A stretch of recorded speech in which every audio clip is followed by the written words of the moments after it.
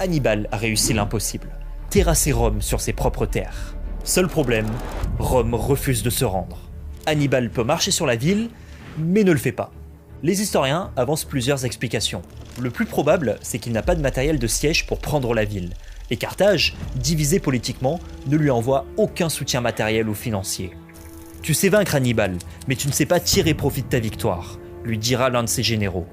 Il s'installe à la place à Capoue et tente de rallier les cités contre Rome. C'est une terrible erreur, car 1, ça marche pas vraiment, et 2, ça laisse le temps à Rome de se reconstruire une armée. De son côté, Rome change de stratégie. Plus question d'affronter Hannibal de front, elle emploie une guerre d'usure. Comme elle peut pas le battre, elle va le contenir et l'affaiblir petit à petit. Le nouveau dictateur, Fabius le Temporisateur, harcèle Hannibal, coupe ses lignes de ravitaillement, attaque des villes qui lui sont fidèles.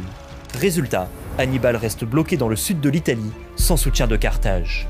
Son frère Hasdrubal tente de le rejoindre avec une armée de renfort, mais Rome l'intercepte après sa traversée des Alpes. Il est tué et son armée détruite. Hannibal est seul. Et c'est à ce moment-là qu'un jeune général romain émerge, Scipion. Soldat rescapé de la bataille de Cannes et stratège de génie, il propose un plan, porter la guerre en Afrique pour forcer Carthage à rappeler son commandant. Il s'attaque d'abord à l'Espagne. Il gagne plusieurs batailles grâce à ses stratégies inspirées de celles d'Hannibal. Il réussit même l'exploit de capturer Carthagène, la capitale en Espagne, en une seule journée. Puis il débarque en Afrique. Scipion s'empare de Tunis et défait les armées carthaginoises. Carthage n'a plus le choix. Elle rappelle Hannibal pour combattre Scipion en Afrique. Les deux stratèges se rencontrent vers la ville de Zama en moins 202. Cette bataille sera légendaire. C'est l'ultime affrontement entre les deux meilleurs commandants de leur temps, mais cette fois-ci, Hannibal est en face d'un stratège à sa hauteur.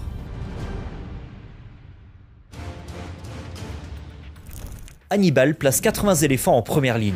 Derrière, ses fantassins sont répartis en 3 rangs, des recrues aux vétérans. Total, 50 000 fantassins, 4 000 cavaliers. Scipion, en infériorité, aligne ses troupes en créant des couloirs vides. Devant, des unités mobiles. Et surtout, une cavalerie bien plus nombreuse qu'il compte bien exploiter. La bataille commence. Hannibal fait charger ses éléphants. Scipion l'avait prévu. Il ordonne à ses hommes de s'écarter, les éléphants foncent alors dans les couloirs. Ils sont anéantis. La cavalerie s'affronte ensuite. Les Carthaginois dépassés battent en repli. Hannibal espère attirer les cavaliers romains le plus loin possible du champ de bataille, car il lui faut du temps pour organiser son infanterie. Les fantassins s'engagent alors. La première ligne carthaginoise est balayée, puis la deuxième. Mais Hannibal a désormais l'avantage.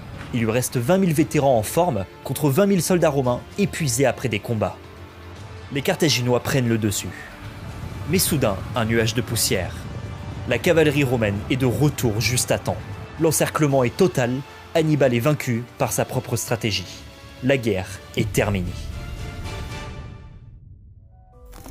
Carthage perd presque toutes ses conquêtes. Elle perd sa marine et finit ruinée. La cité ne se relèvera jamais. Hannibal part quant à lui en exil en Turquie. Il devient conseiller militaire et recroise Scipion, surnommé l'Africain, quelques années après leur affrontement. Pour ne pas tomber entre les mains de Rome, Hannibal se donne la mort en avalant du poison. On dit que la nouvelle de sa mort provoqua un immense soulagement à Rome. Il faudra attendre la troisième guerre punique pour que le petit-fils adoptif de Scipion l'Africain rase la ville de Carthage après 3 ans de siège. Sans sa rivale, Rome devient la superpuissance incontestée de la Méditerranée, ce qui lui permettra de bâtir l'un des plus grands empires de l'histoire. Et encore aujourd'hui, l'héritage d'Hannibal a survécu.